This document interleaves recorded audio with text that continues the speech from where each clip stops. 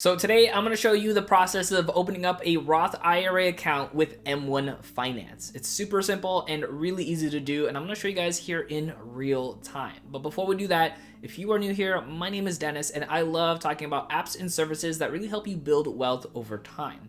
So I'm excited to share with you guys this process of opening up this Roth IRA account with M1 Finance. I'm doing this for a family member, so I thought I would go through the process and share this stuff with you. Now, there are plenty of different brokerage accounts that you can utilize when it comes to setting up a Roth IRA. I just personally love M1 Finance because of how simple it is once you get everything set up. It's kind of like a set and forget, and this is kind of what I wanted for the person that I'm setting up this account for. So we're gonna go through on the web browser on a phone to show you how simple this is. Now, I'm gonna have a link in the show notes down below for you to make it really easy, and that's gonna do two things. It's gonna, one, take you directly to their website to get you started, because that's always important, and then two, it does help support this channel so I can continue to provide free content just like this for you guys.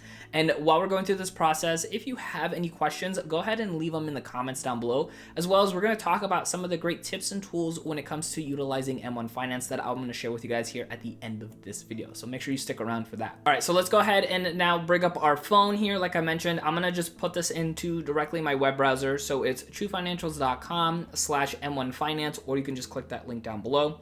So if we click on that, it's going to take us right to this M1 Finance page, and we can go ahead and click on Get Started. So if you're doing this on your phone, it's going to go ahead and take you to the App Store to download the app, which if you don't already have it, you can just go ahead and download it, or like for me, I just had to update it really quick. So once we go through that process, then we can go ahead and start filling out all the information. If you're doing this through a desktop, you can go ahead and get started. A lot of this is going to be very similar between the two. So once this is done, we're going to go ahead and click on Open here, and have the app actually fully load up here, and then we're going to start plugging in information. Now, like I mentioned, we're going to be opening up a Roth IRA account, but with M1 Finance, you can open up a couple different types of accounts. You can do a taxable account, a Roth IRA, an IRA, a rollover in case you have a 401k with another company, if you wanted to. So now that we have the page fully loaded up, we're going to go ahead and hit sign up now. So right here, it's going to ask for an email address and a password. So we're gonna go ahead and fill these out and go on to the next step. All right, so we plug those pieces of information in, and now we're gonna go ahead and click on sign up now. So right over here, it's gonna ask, do you wanna confirm that we are using the correct email address? And I'm just verifying, and then yes. So I'm gonna go ahead and hit confirm. Now it's registering the account. It's gonna ask me to set up a PIN. This is of course doing it on the phone here. So I'm gonna set up a PIN, and then we're gonna move on to the next step. Because my phone has Face ID, now it's gonna ask if I wanna use Face ID. I'm just gonna hit no temporarily. So here we are now on the next step, and now it's gonna say that welcome to M1 Finance. We'll get you started in 3 easy steps. The steps are create a PI, which we'll talk about here in just a second, open up your account, and then of course fund your account. Now, if you are opening up a Roth or an IRA, it is going to be $500 minimum to get you started. And then if you're opening up a regular taxable account, that is going to be $100 minimum to get you started. So what we're going to do is get started with creating our PI. So here it says that PIs are the building blocks to organizing and managing your M1 Finance portfolio. So I've been using M1 Finance for a while, so I do understand this concept. Essentially just making sure that you kind of build something together. So instead of picking just like one stock altogether, you're building up a portfolio of different companies into what they call this pie. So it's just a circle with different funds associated. I already have done the research and talked with this person as far as which funds we're going to be adding here.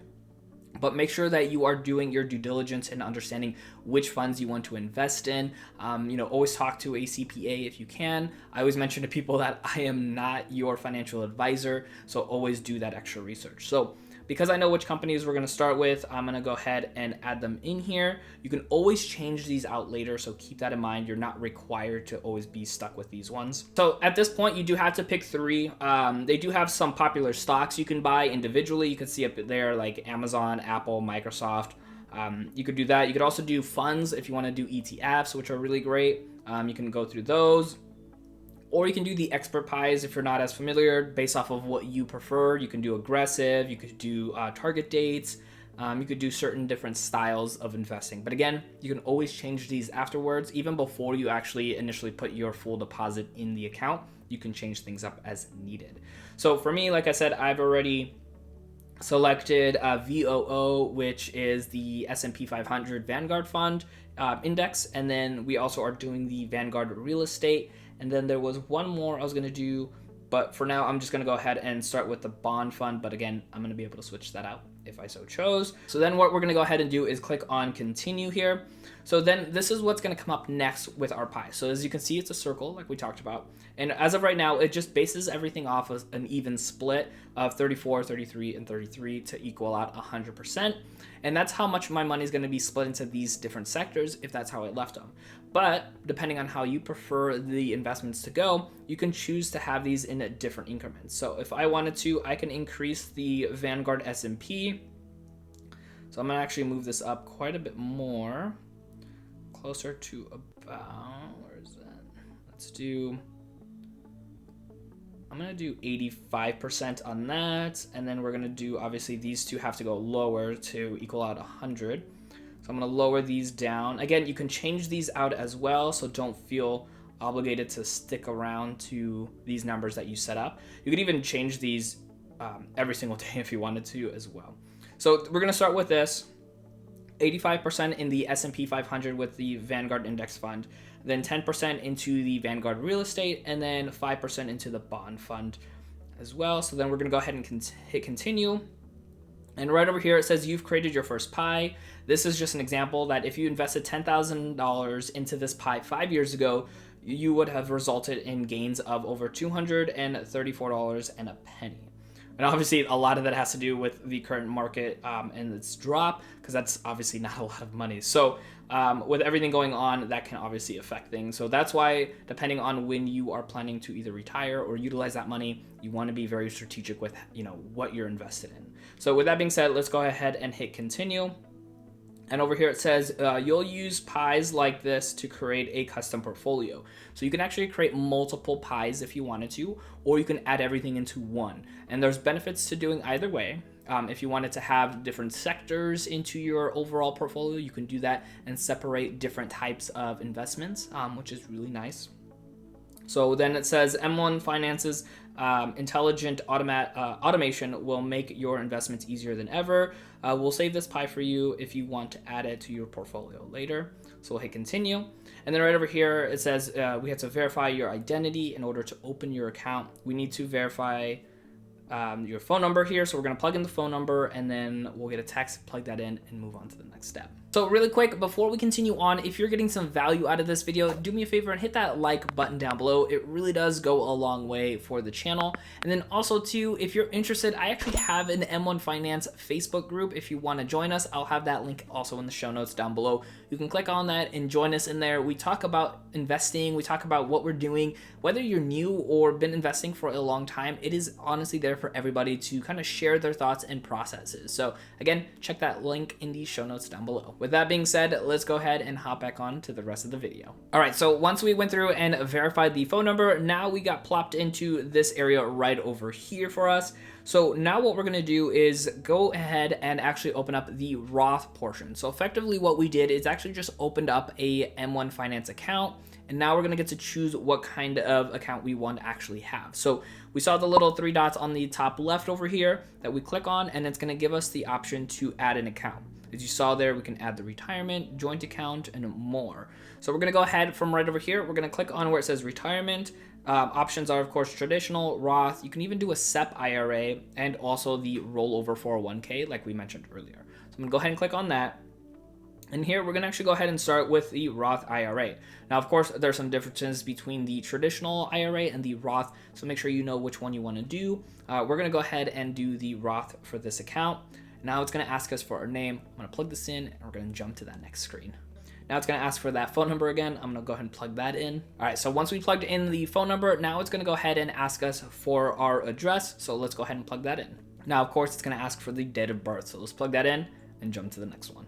It's gonna ask what your employment status is, employed, retired, student, or unemployed. We're gonna click on employed here, and we're gonna fill this information out and move on. And now over here it's gonna say, what is your country of citizenship? So here we're gonna have US, and now it's gonna ask, what is your annual income? So we're gonna go ahead and plug this information in. And then here it's going to say, what is your total net worth? So we're going to fill that out as well. Here it's going to ask, what is your liquid net worth, which is how much do you have access to cash right away? So we're going to plug that in. And now it says, what is your level of experience with investing? So just make sure that you plug this information in. Whether you have none, limited, good, or extensive, it's no problem. You can start off with none and then you gain more over time. And then this is a really good question to ask as well. What is your risk tolerance? Are you low, medium, or high? Obviously, that is going to be based off of your own experiences and processes when it comes to investing. And it says, what is your investment horizon? Short term, long, or average? So we're gonna go here and answer that question. And then how important is liquidity, which is how quickly can you get money, is very important, somewhat important, or not important. Now, doing these questions is not gonna really determine anything different about your profile, just a heads up. It's just a requirement based off of the laws to be able to ask these questions while you're opening up an investing account. So it says here, how did you hear about us? Obviously, if you heard it from here, you guys can say social media or video. So we're gonna click on video. And then here it's gonna say, what is your social security number? Now, in this part, a lot of people sometimes get afraid to put in their social security number. It is, again, required by law when you are opening up any type of investing account. But keep in mind, they do have bank grade level security, so you are going to be in the clear for that. But regardless, you always want to be extra cautious when it comes to putting in your social security number. So we're gonna go ahead and put in that and jump over to the next section. All right, so we filled that out. Now it's gonna ask us a couple basic questions. Again, this is gonna be pretty much across the board, no matter where you open up an account.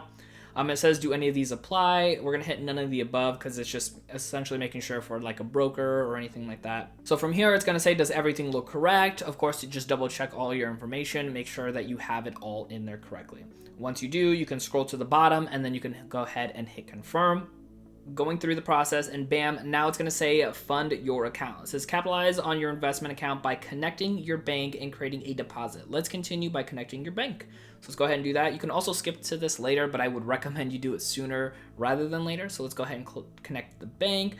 You could do an instant connection by being able to log in, or you could do a manual one, which is by entering in your routing number and account number. So that will take a couple days. So let's go ahead and do the instant connection so we can get everything going through as quickly as possible. All right, so now I'm gonna go ahead and plug in the information directly to log in to verify my account. But again, you could do it through the routing number and account number if you want to as well. So I'm gonna go ahead and verify this, and we're gonna go ahead and jump to that next screen. All right, so we went through the process and put in our credentials to be able to sign in to our bank so that way we could verify it right away. Once we did that, it went through here, and now it shows that we have our bank added and that we can do a deposit if we wanted to. Obviously, the sooner you do a deposit, the faster your money is going to get into your investments and the better that will be for you long term. But once you do that, you're going to kind of look at this part right over here. So it says build your portfolio.